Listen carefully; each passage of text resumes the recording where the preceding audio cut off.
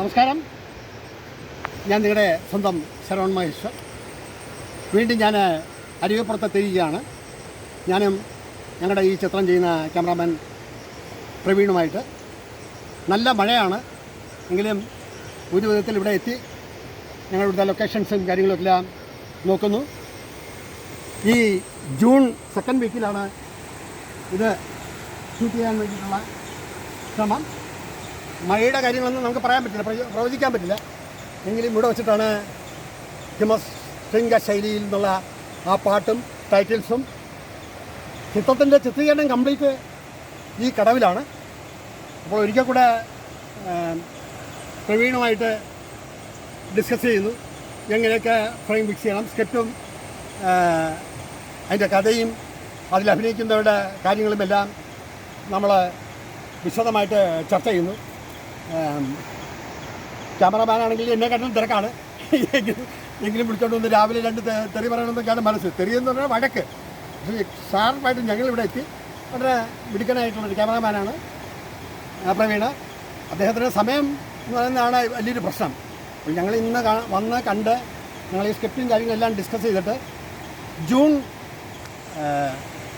2nd വീക്കിൽ ആണ് നമ്മൾ ഷൂട്ട് ചെയ്യാൻ ഉദ്ദേശിക്കുന്നത്. കഥാപാത്രങ്ങളെല്ലാം ഒരുവിധം കണ്ടെത്തി. പിന്നെ ഇവിടെ ആ 3 ദിവസത്തെ ഷൂട്ടിന് താമസം സൗകര്യം അറേഞ്ച് ചെയ്തു. പിന്നെ ഹോട്ടലിൻ്റെ ഫുഡിൻ്റെ കാര്യത്തിന് അറേഞ്ച് ചെയ്തു. എല്ലാം വളരെ സിസ്റ്റമാറ്റിക്കാണ്. ഒരു വലിയ പ്രൊഡക്ഷനൊന്നും അല്ലെങ്കിലും ഒരു ചെറിയ സിനിമയാണെങ്കിലും വലിയ സിനിമയാണെങ്കിലും ആക്ടിവിറ്റീസ് എല്ലാം സെയിമാണ്. അതിനും എഡിറ്റിംഗ് ഉണ്ട്, ഇതിനും എഡിറ്റിംഗ് ഉണ്ട്. അതിനും റെക്കോർഡിങ്, റീ റെക്കോർഡിങ്, മിക്സിംഗ് ഉണ്ട്. ഇതിനും അതേപടിയുണ്ട്. ഇതൊരു കുഞ്ഞ് വർക്ക്, മറ്റൊരു വലിയ വർക്ക്. അപ്പോൾ നമ്മൾ ഇത് ചെയ്ത് കഴിഞ്ഞാൽ പിന്നെ ഒരു 3 ഷോർട്ട് ഫിലിംസും കൂടെ ഉണ്ട്. ആ രാത്രിയിൽ നിലക്കുറിഞ്ഞ് പൂത്തില്ല എന്നുള്ളത്, അതേപോലെ കലയുടെ കലാധരൻ, പിന്നെ ധമരു ഒക്കെ പ്ലാൻ ചെയ്ത ഒരു 7 വർഷത്തിന് മുമ്പാണ്. അപ്പോൾ ഇങ്ങനത്തെ ഒരു 3 വർക്ക് ചെയ്യാനായിട്ട് ഒക്കെ ഉദ്ദേശിക്കുന്നു. സന്തോഷ് നമ്പലാട്ട് എന്നുള്ള ഖത്തറിൽ ജോലി ചെയ്യുന്ന അദ്ദേഹമാണ് ഇതിൻ്റെ പ്രൊഡ്യൂസർ.